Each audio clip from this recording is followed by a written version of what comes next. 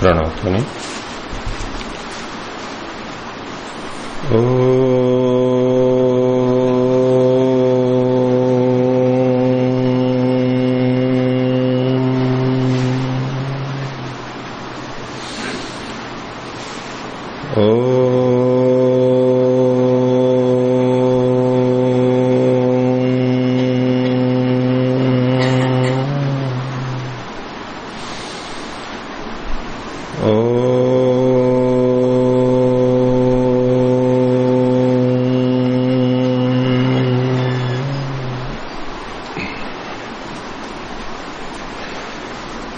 सांख्य दर्शन की 18वीं कक्षा।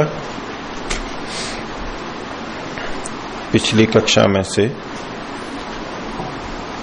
सूत्रों में से किन्हीं को कुछ पूछना हो तो कुछ। आचार्य कृपया करके 7वें सूत्र का एक बार पुनः। 7वां सूत्र देखिए, पीछे इन्होंने प्रकृति का कर्तृत्व बताया था।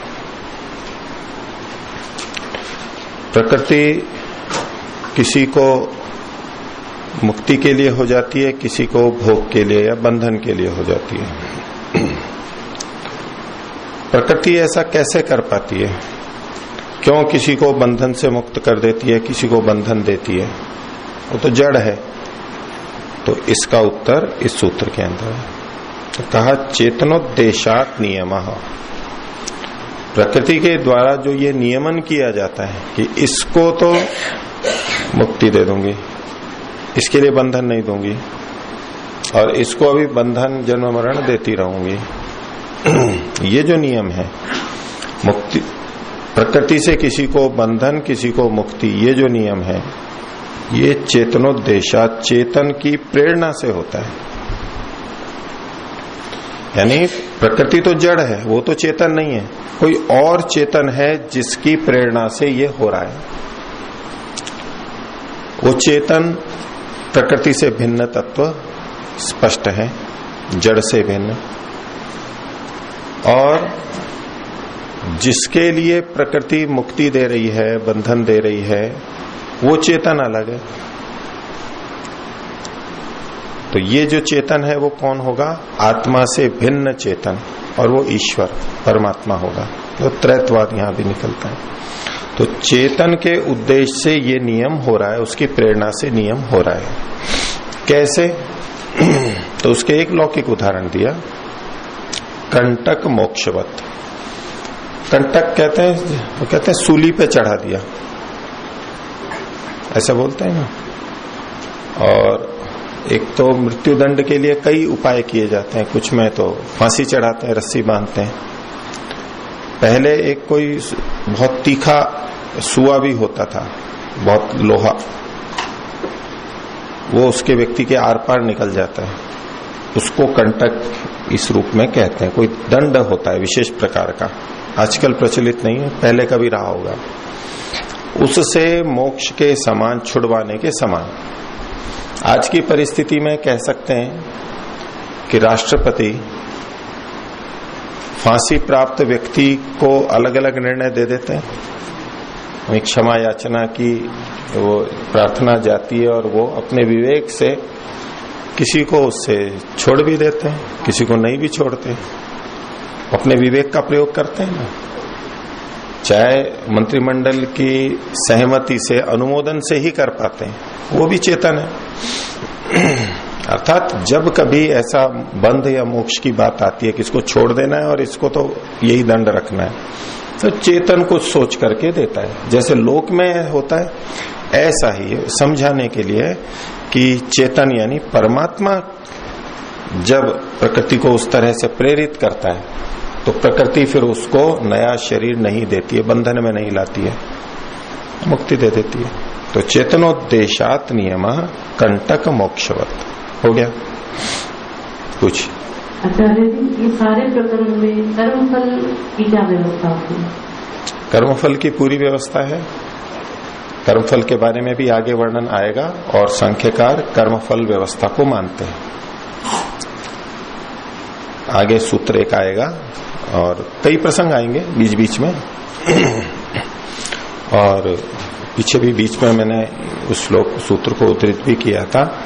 कर्म वैचित्र्यात् सृष्टि वैचित्र्यम, कर्म की भिन्नता से सृष्टि यानी जो जगत है, हमारे शरीर आदि हैं, इसकी भिन्नता होती है। तो कर्मानुसार ये शरीर आदि मिल रहे हैं, फल मिल रहा है, ये सांख्य वाले पूरा स्वीकार करते हैं इसको। परमात्मा की इच्छा के अनुसार होता है, ये भी प्रसंग आएगा आगे कि फल कौन देता है, परमात्मा देता है या कर्म देता है, ये प्रसंग उठाया जाएगा, वहां ये चर्चा आएगी। तो सिद्धांत यही है कि परमात्मा कर्म के अनुसार देता है, कर्म निरपेक्ष परमात्मा कुछ भी किसी को दे देता हो ऐसा नहीं है। कर्म की मुख्यता है उसके अंदर, ये आगे स्पष्ट हो जाएगा आपको। अन्य कोई? ठीक है, तो आगे देखिए। तो पिछली कक्षा में 9वां सूत्र हमने अंतिम देखा था। राग और विराग का जब योग होता है, राग और विराग की जब प्रवृत्ति होती है तो ये सृष्टि होती है। राग विराग नहीं है तो ये सृष्टि नहीं चल पाएगी।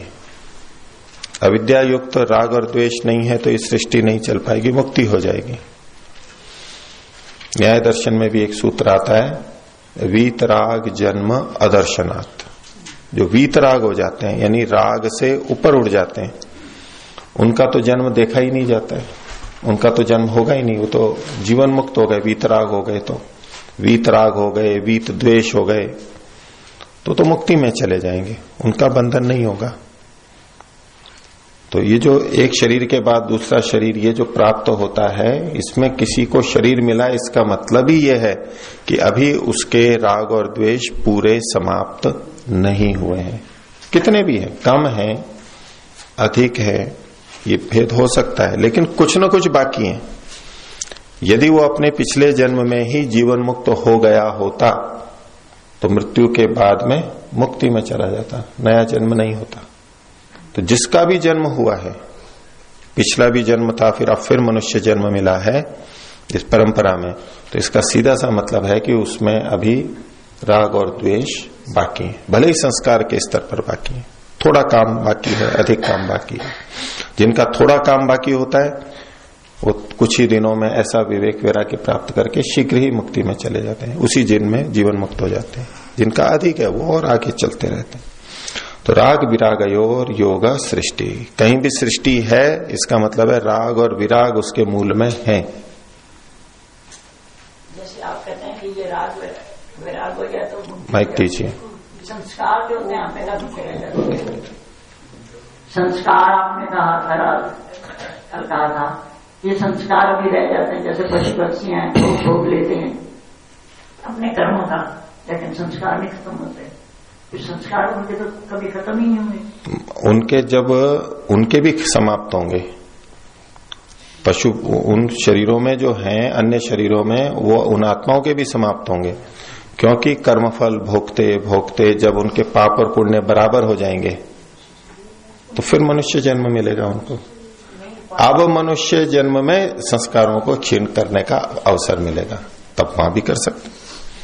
तो ऐसा नहीं कह सकते कि फिर उनके संस्कार दग्धबीज ही नहीं होंगे, समाप्त ही नहीं होंगे। क्यों नहीं होंगे? मनुष्य जन्म जब जब मिलेगा तब तब वहां अवसर है संस्कारों को समाप्त करने का, वो मिलता रहेगा, सबको हो प्राप्त है। वो संस्कार भी बढ़ते भी जाते हैं, बिल्कुल बढ़ सकते हैं, उसके लिए मना तो नहीं बढ़ते जाते हैं, फिर वो तो कभी खत्म ना होंगे। नहीं, जो चीज बढ़ रही है वो घटेगी भी। अनादि वासनाया बलवत्वात, ये तो कहा ही है ना अभी पिछले सूत्र, इसमें तीसरे सूत्र में, ये तो बलवती है वासना।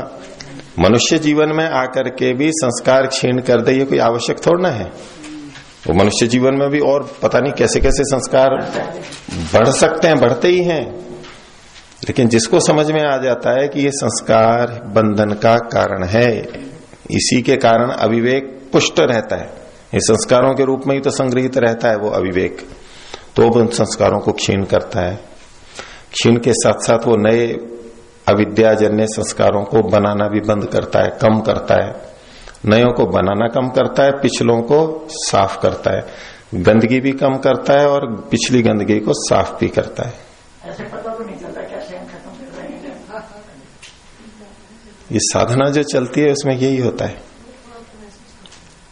बाहर के सांसारिक वातावरण से एकांत में आके कोई रह रहा है, ठीक है। आप यहां हैं तो आपके बुरे संस्कार अधिक बन रहे हैं, या घर पे थे तब बुरे संस्कार अधिक, या वानप्रस्थ आश्रम में हैं आप, घर पे हैं, कहां आपको अधिक बुरे संस्कार बनते हैं? अधिक बनते हैं ना। तो आप यहां आए तो उसको नियंत्रित किया ना कुछ। ऐसे जो साधक लगातार एकांत में रहते हैं, घर में भी रहते हैं तो अपने को बचा के रखते हैं, तो ऐसे तो नए बनाने कम कर देते हैं, और सुबह शाम उपासना करके, चिंतन मनन करके, ध्यान में बैठ के अपने पिछले संस्कारों को क्षीण करते हैं, तनु करते हैं, कमजोर करते हैं। उपासना अपने पूर्व अविवेक के संस्कारों को क्षीण करने का एक प्रधान साधन है। उस समय हम उसकी सफाई करते हैं, अपने अंतःकरण की, अपने को पवित्र बनाते हैं। तो ये प्रतिदिन चलता रहता है, दोनों समय चलता रहता है। और दिन में भी जितने समय करें पूरा दिन है, जिसके पास जितना समय है, जितनी सामर्थ्य है, वो करता रहता है अधिक से अधिक। साधक तेजी से कर लेते हैं, कुछ थोड़ा थोड़ा करते हैं, और कुछ विपरीत भी चलते रहते हैं। शक्ति नंदन जी, पहले से हाथ खड़ा कर दिया करो।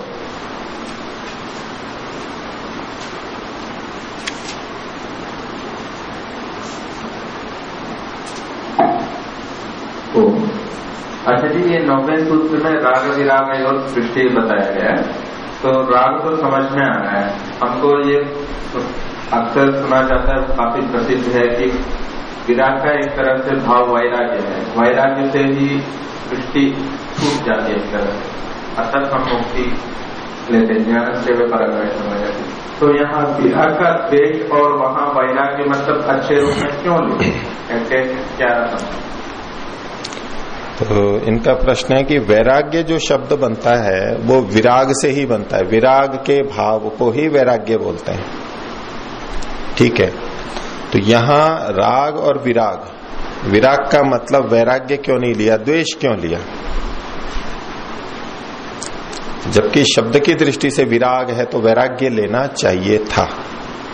तो पहली बात तो वैराग्य भी एक प्रकार का द्वेष ही होता है, ये मैं पीछे भी जो आपको बोल रहा था। जिसे हम वैराग्य बोलते हैं वो द्वेष के अतिरिक्त क्या है? द्वेष का मतलब है अप्रीति। किससे वैराग्य करते हैं? संसार से, संसार के दुखों से, बंधन से, अशुभ से, अधर्म से, ठीक है, सांसारिक सुखों से। ये वैराग्य मतलब अप्रीति ही तो है, द्वेष ही तो है। तो विराग का मतलब वैसे दोनों ही, विराग, वैराग्य, द्वेष एक ही बात है। अब चूंकि यहां पर सृष्टि को कहा जा रहा है, राग और विराग यहां पर कारण है, और कार्य क्या है? सृष्टि। सृष्टि क्या है? कार्य। कारण कार्य संबंध है ना। तो सृष्टि का कारण अविद्याजन्य द्वेष होगा या विद्याजन्य वैराग्य होगा? सृष्टि का कारण क्या होगा? योग्यता। पानी से सिंचन होगा या अग्नि से सिंचन होगा? और पानी से ही होगा। योग्यता। ये जो सृष्टि है, ये सृष्टि कब चलेगी? जैसे राग है तो द्वेष भी रहेगा, राग है तो भिन्न चीजों में द्वेष भी रहेगा। तो कारण कार्य संबंध यहां पर बताया जा रहा है। राग और विराग कारण है और सृष्टि कार्य है। तो कार्य को देखते हुए विराग शब्द का मतलब अविद्याजन्य द्वेष, वो ही संगत होगा, ठीक है। विराग का वो अर्थ भी है, वो भी द्वेष है, लेकिन वो विद्या युक्त है, इसलिए उसका यहां पर ग्रहण नहीं करेंगे। राग विरागयोर योगा सृष्टि। इसको दूसरे ढंग से भी किया जाता है, आप जिस ढंग से देख रहे हैं। विराग का मतलब वैराग्य भी ले लिया एक पक्ष में, ठीक है। तो जैसे पीछे कहा भोगाप वर्गार्थम दृश्यम योग दर्शन में कहा, और इसका पहला सूत्र भी जो था विमुक्त मोक्षार्थम स्वार्थम व प्रधान से, तो विमुक्त मोक्षार्थम, तो ये प्रधान, ये जो सृष्टि बनी है ये दो उद्देश्यों से बनी है। अब सृष्टि का प्रयोजन तो राग यानी तो भोग, और विराग मतलब तो वैराग्य, मुक्ति। इनका प्रयोजन के रूप में योग हो तो ये सृष्टि होती है। इस तरह भी सूत्र की व्याख्या हो सकती है, लेकिन प्रसंगवशात जो पहली व्याख्या है उसको लेना ठीक है। आगे देखते हैं 10वां सूत्र। अब यहां सृष्टि शब्द आया तो सृष्टि क्या है, वैसे तो पहले अध्याय में बता चुके हैं काफी कुछ, पर अब फिर थोड़ा सा उसको दोहराते हुए कुछ और बातें इस सृष्टि के बारे में बताएंगे। तो 10वां सूत्र बोलिए, महदादि क्रमेण पंचभूतानाम। ये जो प्रधान से सृष्टि बनी है वो किस क्रम से बनी है? महत है आदि में जिसके। मूल सृष्टि से सबसे पहली चीज क्या बनी थी? महत, महतत्व, प्रकृतेर महान। तो महत है आदि में जिसके, महत से लेकर के और कहां तक? पंचभूतानाम, 5 भूतों तक, 5 भूत पर्यंत ये जो सारी चीजें बनी हैं ये सृष्टि है। या सृष्टि शब्द से तात्पर्य इन सब चीजों से, महत से लेकर के 5 भूत तक। तो सृष्टि है महदादि क्रमेण पंचभूतानाम। आगे अगला सूत्र,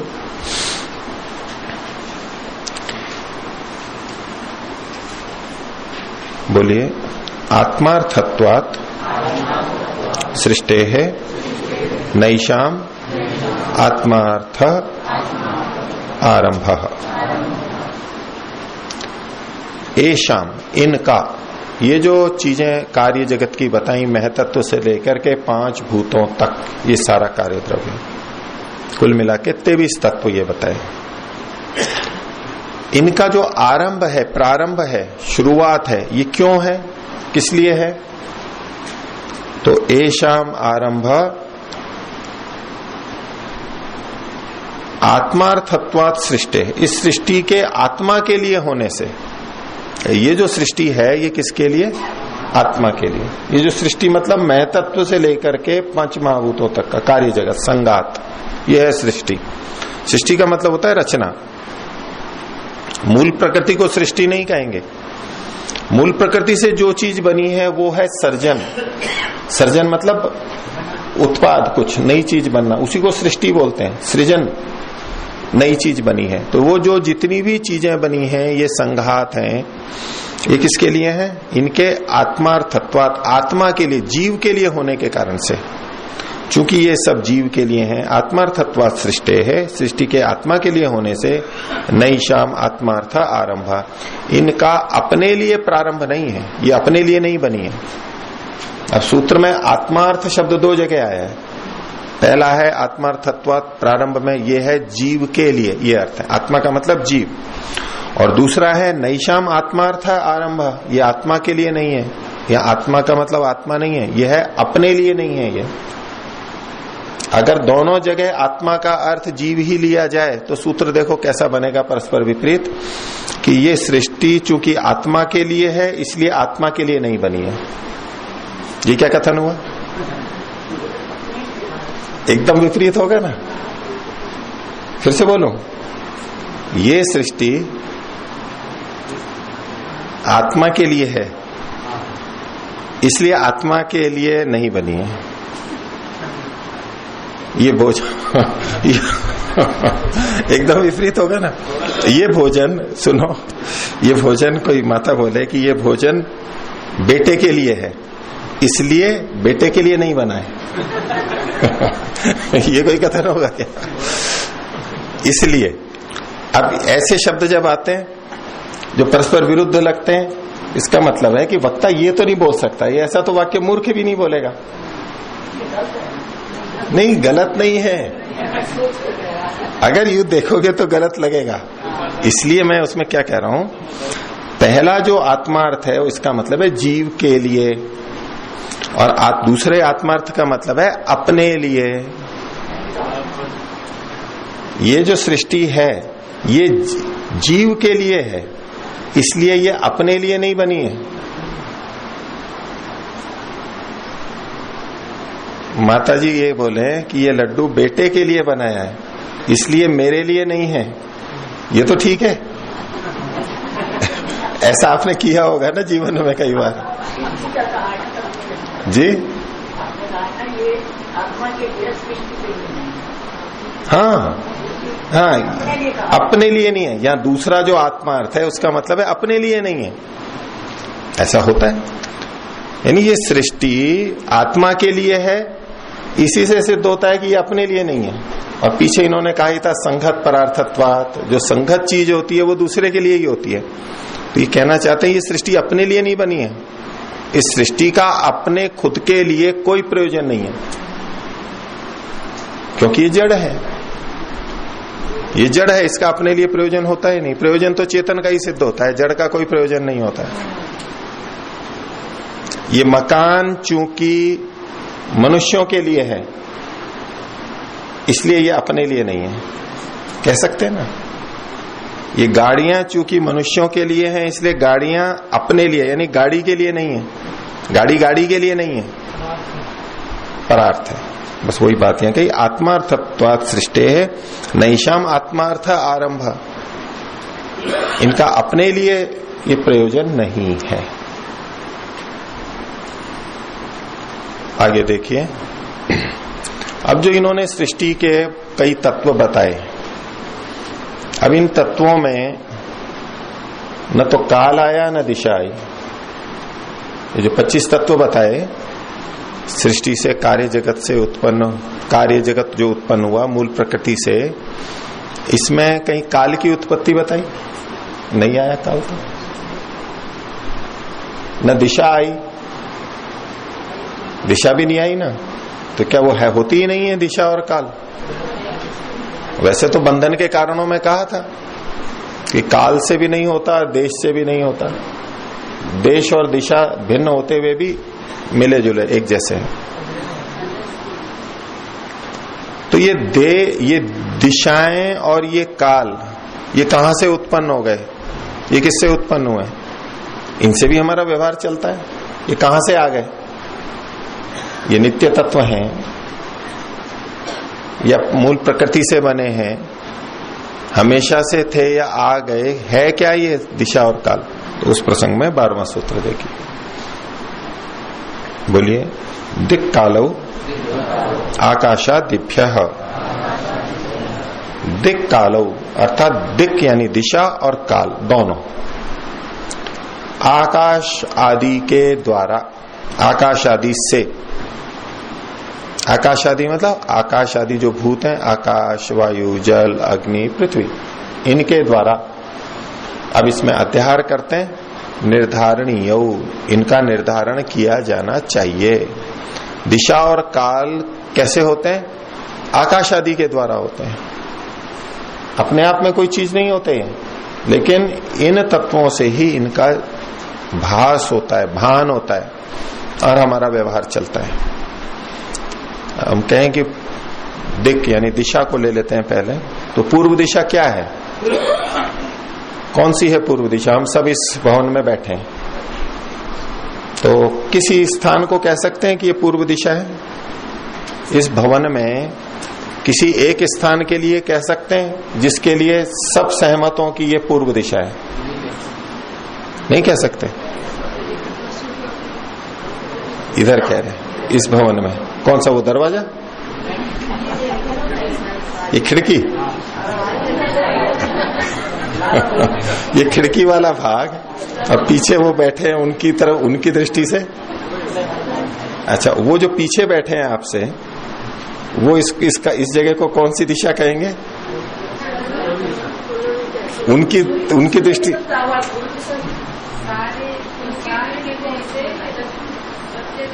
उनकी दृष्टि से कौन सी दिशा है? वो कहेंगे दक्षिण दिशा ना, दक्षिण कहेंगे ना।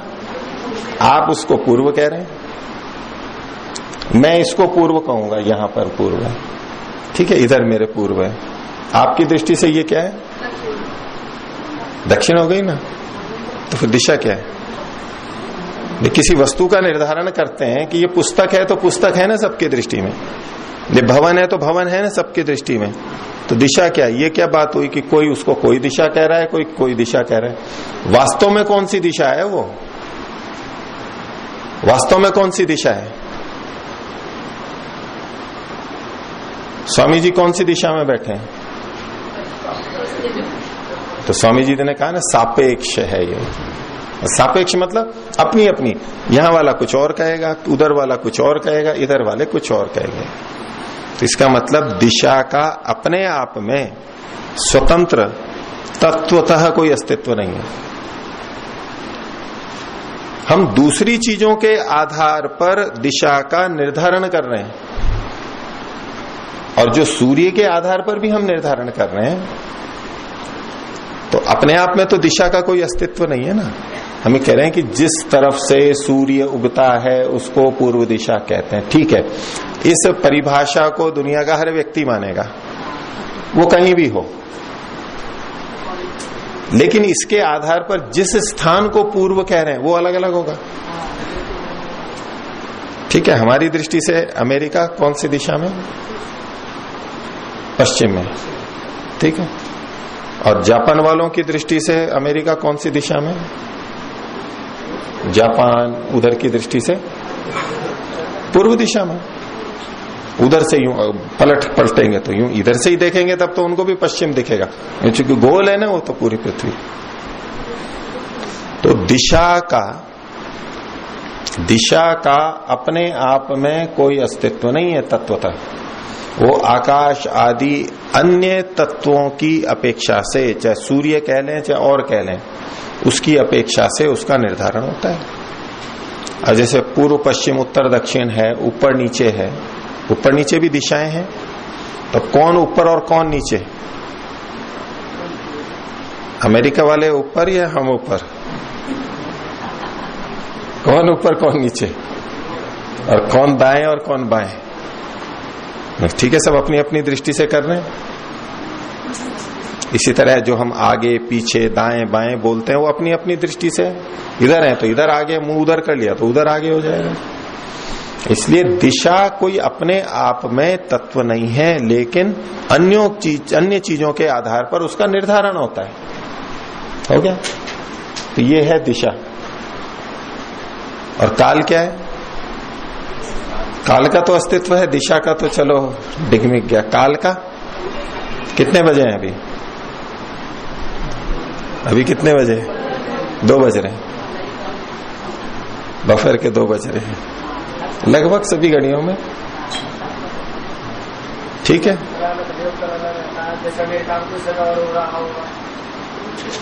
तो सब जगह के लिए तो 2 नहीं बज रहे हैं, अलग अलग देशों के अलग अलग समय है। तो अभी कौन सा समय बताएंगे? 2 बजे हैं या 3 बजे हैं या रात के 10 बजे हैं या सुबह के 6-7 बजे हैं? कौन सा काल है? कौन सा काल है? अच्छा, अभी दिन है या रात है? यहां तो दिन है, दूसरी जगह रात है। आज कौन सा दिनांक है? आज तारीख कौन सी है? 24 मई है। क्या सब जगह 24 मई शुरू हो गई है या कभी बाकी है? 25 भी हो गई है शुरू? मतलब पूरी पृथ्वी पर एक ही दिन होगा क्या कभी? पूरी पृथ्वी पर कि 24 है तो पूरी पृथ्वी पर इस समय में 24 ही तारीख होगी, बदलेगी ना? तो फिर क्या है? काल कहाँ रहा?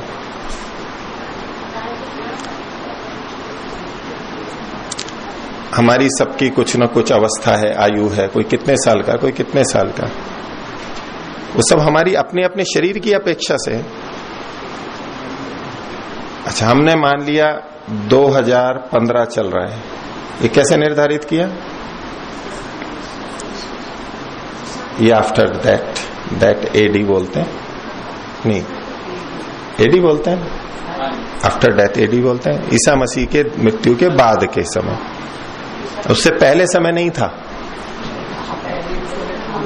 ये कौन सा सन चल रहा है? तो 2015, और हम विक्रम संवत कहेंगे तो 2072 चल रहा है। उससे पहले तो समय था नहीं, शायद था। दयानंद आब्द भी चलता है, और हम वो हिजरी भी चलता है, और भी कुछ चलते हैं, और सृष्टि संवत भी चलता है। 1 अरब 96 करोड़ कलियुग चलता है, उसका अपना समय है। तो आखिर कौन सा समय चल रहा है अभी? कौन सा साल चल रहा है? ये हमारी परिकल्पना है या कुछ वास्तविक है? हमने कोई एक सीमा निर्धारित की, इनकी मृत्यु के बाद, इसके बाद, विक्रमादित्य के बाद ये गणना करेंगे। बाकी वास्तव में कौन सा साल है? कुछ भी नहीं। तो काल का अपने आप में कोई अस्तित्व नहीं है, ये दूसरों पर निर्भर करता है। इसलिए सूत्रकार ने कहा दिक् कालौ आकाशादिभ्य निर्धारणीय ज्ञातव्य। दिशा, आकाश आदि अन्य तत्वों के आधार पर दिशा और काल का निर्धारण होता है, उनको जाना जाता है। आप कल्पना कीजिए कि यदि सूर्य उगना बंद कर दे और दूसरी कोई भी चीज ना हो तो हमें दिशा का पता लगेगा? जैसे समुद्र में चले जाते हैं, वहां पानी ही पानी चारों तरफ रहता है, तो दिशा का कोई बोध होता है क्या? रात्रि हो न तो तारे दिखते हो, अपेक्षा किसी की नहीं रखनी है, तारों से भी दिशा का पता लगाते ही थे पहले। आजकल दिशा सूचक यंत्र रहता है, ठीक है, वो भी एक उपयोग है, लेकिन पहले तारों से होते थे या चंद्रमा से, सूर्य से पता लगाते थे, मुझसे यात्रा। लेकिन इन सबको हटा दीजिए तो पता लगेगा दिशा का? कुछ भी पता नहीं लगता है। आंखें बंद कर दी किसी की, नाव में बैठा दिया, कर दिया, बताओ दिशा क्या है? आंख बंद करके 2-4 चक्कर हमारे को इधर उधर घुमा दिया किसी ने, अब खड़ा कर दिया, बोले बताओ कौन सी दिशा है? 1-2 बार घुमाएंगे तो वो अंदाजा लगा लेगा कौन सी दिशा है, लेकिन थोड़ा ज्यादा घुमा दो और फिर कहीं भी रोक दो, फिर क्या अच्छा बताओ पूर्व दिशा और पश्चिम दिशा, कुछ भी पता नहीं लगेगा, बोध ही नहीं होगा दिशा है कौन सी, कहां पर है। ये सापेक्ष है। और इसी तरह से काल की दृष्टि से अगर सारी गतिविधियां भी रोक दी जाए, न कोई चले हिले, न घड़ी हिले, खिसके, सूर्य भी कहीं नहीं जाए, वैसा का वैसा रह जाए, सूर्य भी, हर चीज जैसे कि बिना क्रिया वाली कर दी जाए, स्थिर कर दी जाए, तो कितनी देर रुके हुए हो गए और अब कौन सा काल चल रहा है कुछ पता लगेगा? बिल्कुल पता नहीं लगेगा। तो अन्य वस्तुओं में जब क्रिया होती है उसके आधार पर हम अंतर देखते हैं कि भाई ये अब काल बदलता जा रहा है। अगर क्रिया नहीं होगी द्रव्यों में तो सब कुछ काल से रहित, काल के बोध से रहित हो जाएगा, हम बोध नहीं कर सकते काल का। तो इसलिए दिशा और काल अपने आप में वस्तु तत्व नहीं है कुछ भी, ये अन्यों से निर्धारित होते हैं, अन्यों की अपेक्षा से उनका ज्ञान होता है, ये सापेक्ष है, व्यवहार के लिए उपयोगी है हमारे। ठीक है, पूछना है किन्हीं को?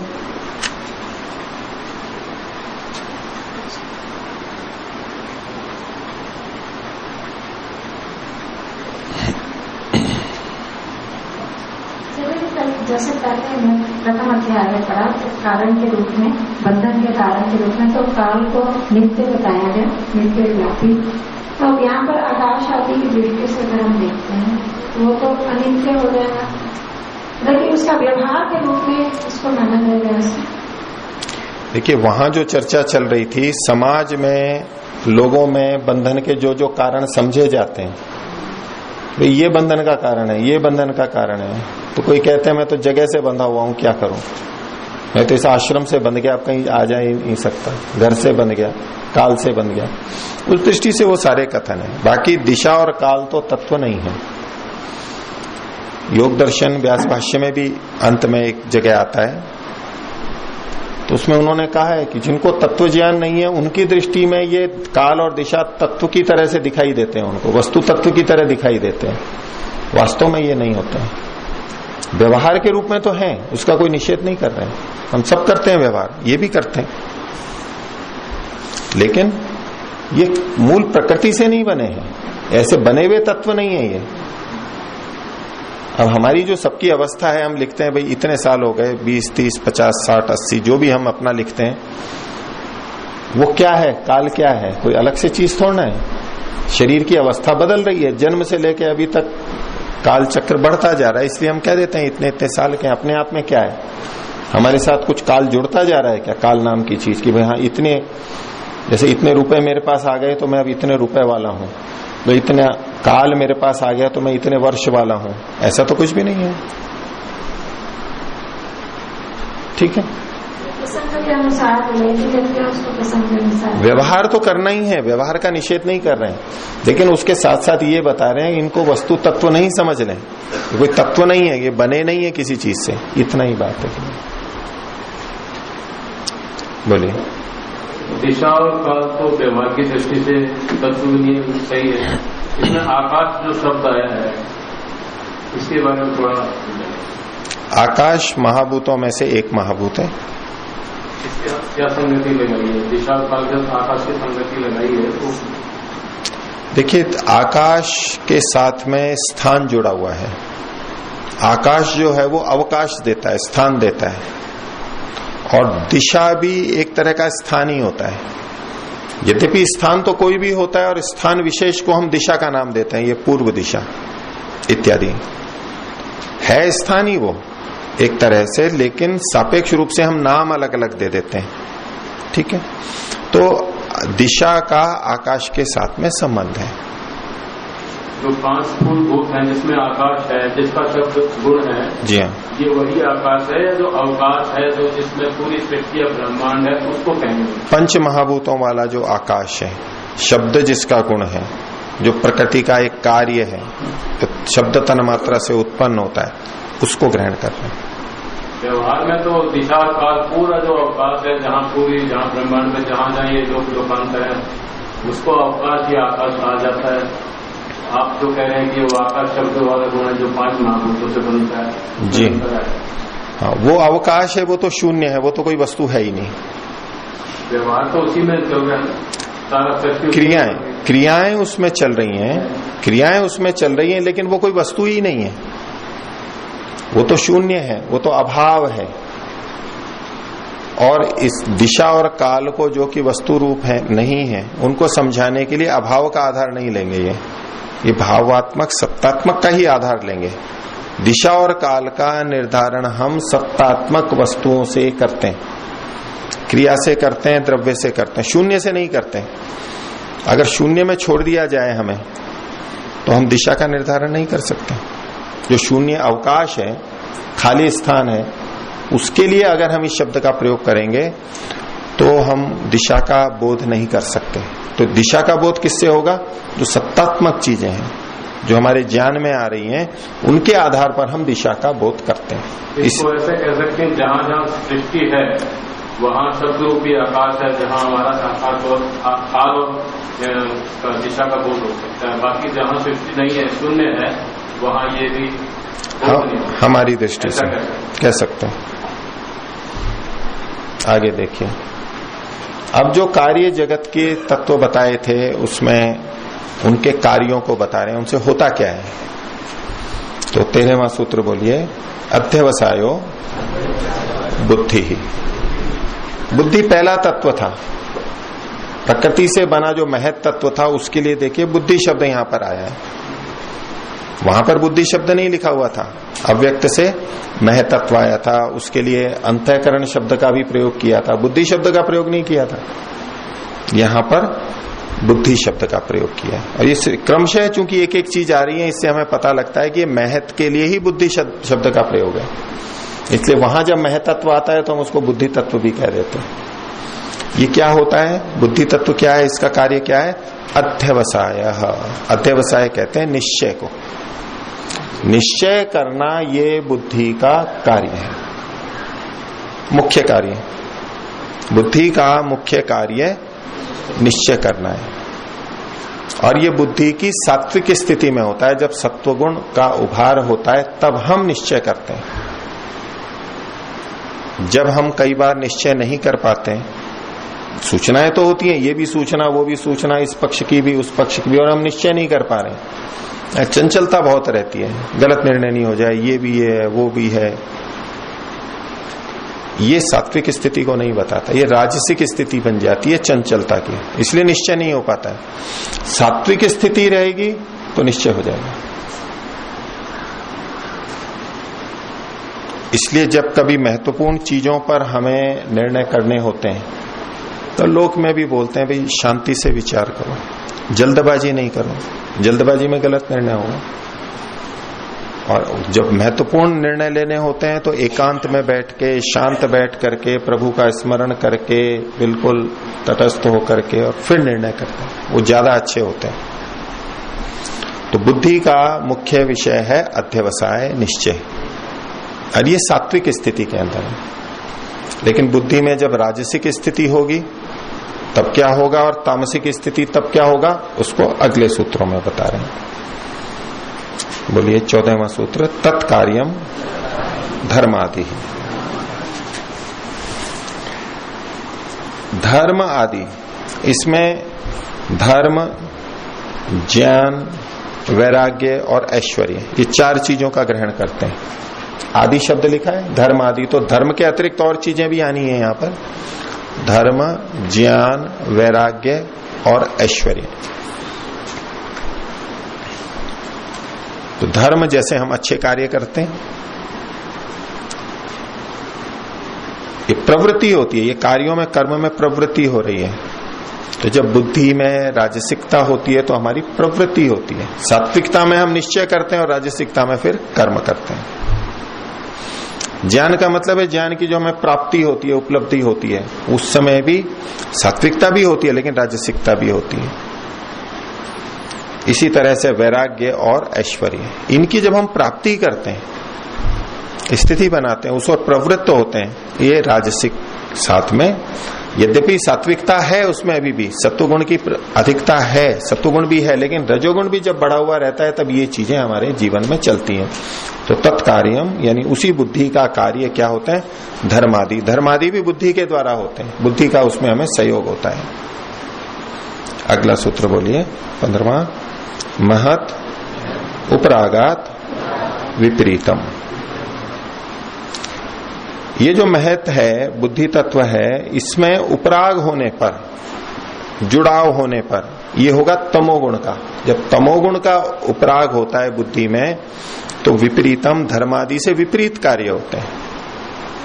विपरीत कार्य में धर्म का विपरीत अधर्म, ज्ञान का विपरीत अज्ञान, विपरीत ज्ञान मिथ्या ज्ञान, वैराग्य का विपरीत अवैराग्य यानी राग, आकर्षण संसार की वस्तुओं में, और ऐश्वर्य का विपरीत अनैश्वर्य, उसको ऐश्वर्यों की इच्छा नहीं करेगी। जब तमोगुण में होता है तो उसको अपने उत्कर्ष की, बड़ा होने की इच्छा नहीं करती है व्यक्ति को। एक तो अत्यंत वैरागी व्यक्ति, सात्विक व्यक्ति भौतिक ऐश्वर्य को नहीं बढ़ाना चाहता है, वो एक अलग स्थिति है, वो वैराग्य के साथ है। अब वैराग्य तो है नहीं व्यक्ति को, लेकिन इस बुद्धि का प्रयोग करते हुए उसमें जब तमोगुण होता है तो बोले सफाई कर लो, क्या होगा सफाई से, आराम से बैठे हैं, कुछ और कार्य कर लो, कुछ क्यारियां लगा लो, ये कर लो, कुछ है, क्या जरूरत है, ठीक है चल रहा है, बढ़िया है। ये तमोगुणी स्थितियां हैं। जब व्यक्ति अपने घर को संवारेगा, सुधारेगा, घास हटाएगा, उनको बहुत अच्छी तरह सुंदर दिखेगा, ये क्या है, ये बुद्धि का प्रयोग कर रहा है, वो राजसिकता है, तामसिकता नहीं है। और एक पड़ी है जैसी पड़ी है, जैसी है वैसी है, बिना वैराग्य के भी जब ऐसी स्थिति होती है, टूटा फूटा है, बिखरी पड़ी है, चीजें पड़ी हैं, अनैश्वर्य, सुंदरता नहीं है, तो ये बुद्धि में तमोगुण की स्थिति बनेगी, तब होगा। धर्म की जगह अधर्म करेगा, विपरीत कार्य करेगा, वैराग्य की विपरीत अवैराग्य होगा, ज्ञान के विपरीत मिथ्या ज्ञान होगा। उसमें मिथ्या ज्ञान भी तो बुद्धि से ही आता है। जब गलत बातें हम सुनते हैं, गलत बातें देखते हैं, गलत ज्ञान प्राप्त करते हैं, उस समय भी तो बुद्धि का प्रयोग हो रहा है, बुद्धि तो वही है, लेकिन अंतर क्या है, उस बुद्धि में तमोगुण साथ में जुड़ चुका है, उसको ये पता नहीं लग रहा है कि ये ठीक है या गलत है, और जैसा आया वैसा बस स्वीकार कर लिया, गलत है, सही है, परस्पर विपरीत है, विरुद्ध है, उसको पता नहीं लगता है कि ये विरोधी बातें हैं, निर्णय नहीं कर पाता, सात्विकता नहीं होती है। तो निश्चय जब होगा, ठीक ठीक निश्चय होगा, वो सात्विकता में ही होगा। और तामसिकता होगी तो बुद्धि का प्रयोग करते हुए भी वो गलत गलत बातें ले लेगा और अपनी हानि उठाता रहेगा, होगा वो सब बुद्धि से ही। अब इतने जो बहुत से बड़े बड़े धोखेबाज होते हैं, फ्रॉड करते हैं, बड़ी बड़ी चोरियां करते हैं, बैंकों में कर लेते हैं, कंप्यूटर से पता नहीं क्या क्या कर लेते हैं, लाखों करोड़ों रुपए इधर से उधर कर देते हैं बैंक में। हम तो सोच भी नहीं सकते कैसे क्या करते होंगे, लेकिन कैसे करते हैं? बुद्धि से ही तो करते हैं। बुद्धि तीव्र होती है ना। ये जो इतने बड़े बड़े अपराधी गिरोह चलाते हैं, बड़े बड़े अपराधी होते हैं, डॉन होते हैं, स्मगलर होते हैं, वो मंदबुद्धि वाले होते हैं क्या? लौकिक दृष्टि से कह रहा हूं। वैसे तो उनको समझ नहीं है गलत कर रहे हैं, इसलिए एक तरह से मूर्ख हैं वो, लेकिन यूं देखेंगे तो बुद्धि उनकी बहुत तेज होती है। वो पकड़े भी नहीं जाते, अपने को ऐसा बचा करके रखते हैं, ऐसे सुरक्षा उपाय करते हैं, हर चीज सोच समझ के करते हैं। हर कोई नहीं बन सकता, जैसे वैज्ञानिक हर कोई नहीं बन सकता, ऐसे ही ये बड़े बड़े अपराधी भी हर कोई नहीं बन सकता। वो कोई कोई बन पाता है, वो बुद्धि का ही तो प्रयोग करता है। लेकिन तमोगुण साथ में रहता है, इसलिए धर्म की जगह अधर्म करता है, वैराग्य की जगह अवैराग्य का होता है उसमें, इत्यादि। तो अध्यवसायो बुद्धि तत्कार्यम धर्मादि और महद उपरागात विपरीतम। तमोगुण का उपराग जब इसी बुद्धि में होता है तो वो ही बुद्धि विपरीत करने लगती है। ये महतत्व जो पहला तत्व उत्पन्न हुआ प्रकृति से, उसके बारे में कुछ बताया। महतत्व से क्या बनता है? अहंकार। उसके लिए अगले सूत्र में कहा, 16वां सूत्र बोलिए, अभिमानो अहंकार। अहंकार का मतलब है अभिमान। अभितः चारों ओर से मान, मापन, हाँ, ये चीज ऐसी है, ये अभिमान। मैं जान रहा हूं, ये जो हमारे को ज्ञान होता है, किसी वस्तु के स्वत्व का बोध, अपना भी जो हमें बोध होता है कि मैं हूं, ये जो हम सक्रियता से जागरूकता से जान